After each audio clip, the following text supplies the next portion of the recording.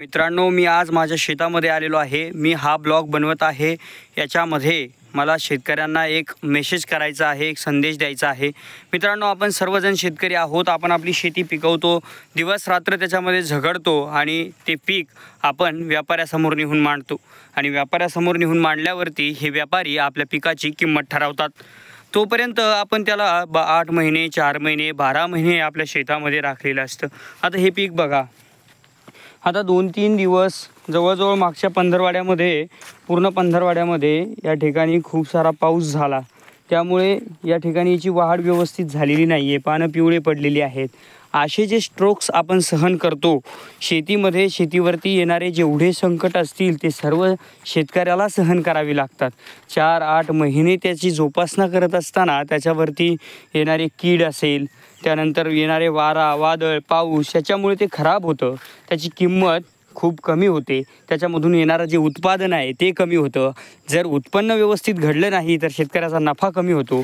पण मित्रांनो, खऱ्या अर्थाने मला सांगा, आपण हे सर्व करतो, आपण त्याची काळजी घेतो, त्याला जे हवं आहे नको आहे ते सगळं आपण त्या पिकांना देत राहतो आणि हे सगळं झाल्याच्या नंतर ज्यावेळेस आपण ते घेऊन मार्केटमध्ये जातो त्या ठिकाणी आपल्याला खरंच न्याय दिला जातो।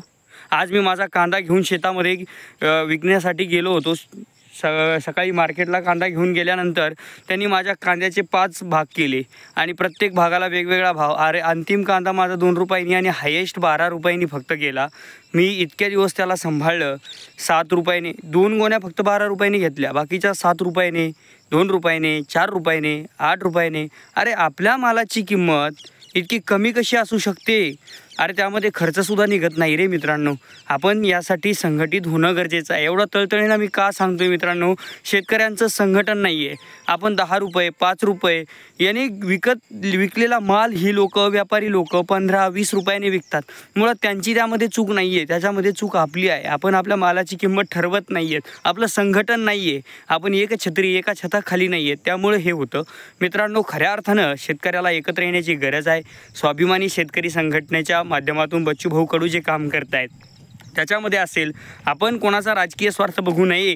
आपल्याला जे वाटेल, आपल्याला वाटतंय ना की यांच्यासोबत गेल्याने आपला काहीतरी फायदा होतोय, तर आपण त्या माध्यमातून संघटन केलं पाहिजे।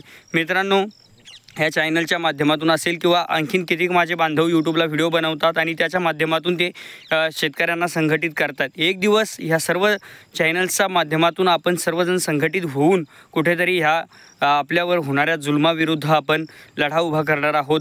मित्रांनो, तुम्हीही माझ्या चॅनलला सबस्क्राईब करा आणि माझ्यासोबत राहा।